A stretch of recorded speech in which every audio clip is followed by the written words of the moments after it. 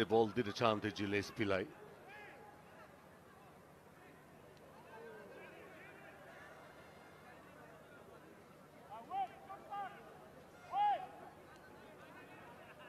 Zappa FC, the Elephants. Elephants-ले आफ्नो पेस के बढाउनु पर्ने छ नै यति बेला आवाज। एब्सोल्युटली पेस टेम्पो सबै बढाउनु पर्ने छ।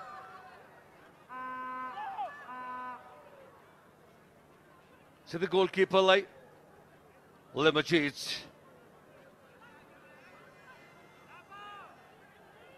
आरामसँग बल लिएर उनले अब्दुल्लाहलाई दिएका छन्।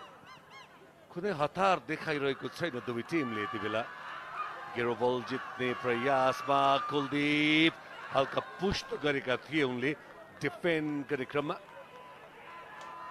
पछि गेरो बल नियन्त्रण गर्न सकेनन्। उनको टचमा बल टच लाइन बाहिर गएको कारण प्राप्त गरेको थियो काठमाडौँ रेजर्सले। सञ्जीव गेरो अन द बल, गेरोकै कुरा गर्न लागेको थिएँ। हाल खेलमै रहौँ हामी। साइड स्विच गरेर आएका छन् ऋतिक राइट साइडमा यसपटक। र गेरोको कुरा गर्ने भने पहिलो हाफमा नि के आइसोलेटेड देखिन्छन् अट्याकमा। उनलाई त्यहाँ सपोर्ट हामीले देख्न पाएका छैनौँ। थ्रो इन गर्दै छिरिङ डिवाइल त्यति सन्तुष्ट छैनन्। गेरो राम्रो नियन्त्रण उनको बलमाथि। छिरिङ लामा त्यति राम्रो क्रस हुन सकेन छिरिङ लामाबाट। झापा एफसी का समर्थकहरू टिमको अफिसियल ट्र्याक सुटमा भिआइपी स्ट्यान्डमा यति बेला। यो पहिलो हाफको अन्तिम मिनटको पनि अन्तिम क्षण।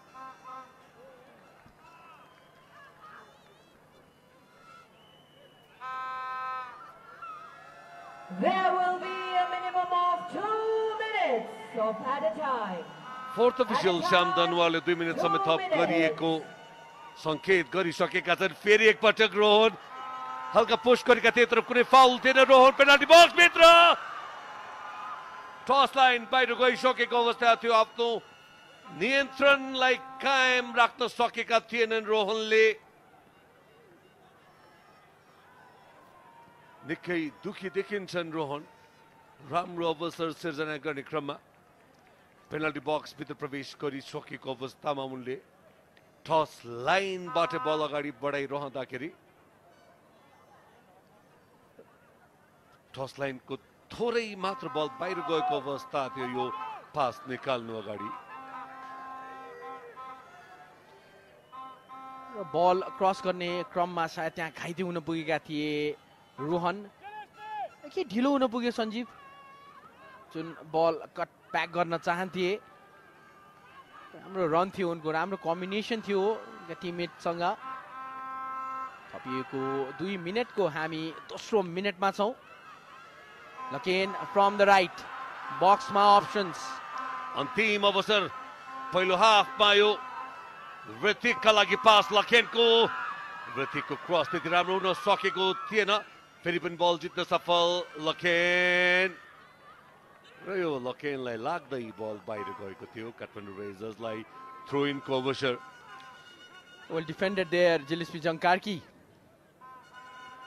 लकेन जसरी अगाडि पनि पछाडि पनि सक्रिय छन्, जिलेस्पी पनि अट्याकमा पनि त्यसै गरी डिफेन्समा पनि सक्रिय छन्। अजमत अब्दुल्लाह निकै डेन्जरस फरवर्ड मोहम्मद बुया टुरे अगाडि भएको अवस्थामा अब्दुल्लाहले कुनै रिस्क लिन उचित ठानेनन् त्यहाँ। र यो बेला रोहनले जब बल अगाडि बढाइरहेका थिए हल्का मात्रै बल टच लाइन बाहिर गएको अवस्था थियो। यसैबीच रेफ्री प्रज्वल छेत्रीले मध्यान्तर भएको घोषणा गरेका छन्। हाफ टाइम विसल ब्लो गरिएको छ यति बेला। खेलको पहिलो 45 मिनटको समय सकिएको छ। दुवै टिमले गोलका लागि केही प्रयासहरू गरेका थिए तर कुनै पनि प्रयासहरूले दुवै टिमको गोलकिपरलाई कुनै थ्रेट भएको अवस्था थिएन। टिओपले सुरुवाती समयमा गरेको प्रहार क्रस बारमा लाग्दै पाइरहेको बाहेक दुवै टिमले अनेक कुनै पनि अवसरहरूको सिर्जना गर्न सकेको अवस्था थिएन। मध्यान्तरसम्मको नतिजा झापा एफसी 0 काठमाडौँ रेन्जर्स 0। पहिलो हाफ सकिएको अवस्था। दुवै टिमले प्रयास भने गरेका थिए पहिलो हाफमा, तर गोल भने आउन सकेन। केही क्रस बारलाई पनि बलले लागेको हामीले देख्न पायौँ। त्यो हामी अब हाइलाइट्समा हेर्नेछौँ। खेलको सुरुवातदेखि नै दुवै टिम परस्पर रूपमा ट्यागमा बढिरहेका थिए र यो सर्ट थियो आमाडो डियोपको जुन क्रस बारमा लाग्न पुगेको थियो। गोलकिपर बिट भइसकेको अवस्था। Then it was the opposition attacker Gero जसले क्लोज रेन्जबाट हेडर गर्न सकेनन्। डियोप कन्स्टेन्ट थ्रेट आफ्नो अपोजिसनको डिफेन्सलाई दिँदै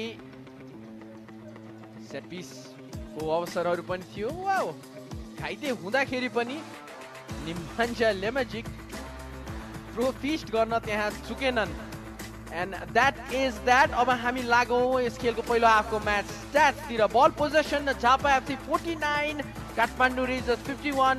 शट्स दुवै टिमले 3-3 शट प्रहार गरेका छन् भने कुनै पनि अन टार्गेट गएको छैन। 2 कर्नर झापाको लागि भने 3 काठमाडौँको लागि। झापाका लागि 2 खेलाडीले येलो कार्ड प्राप्त गरेका छन् भने काठमाडौँको लागि 1 खेलाडीले येलो कार्ड प्राप्त गरेका छन्। अब हामी केही क्षणको लागि व्यापारिक विश्राममा जानेछौँ। When we come back, match number 6 between Jhapa FC and Kathmandu Razors. Exciting second half is waiting for you. Don't go away.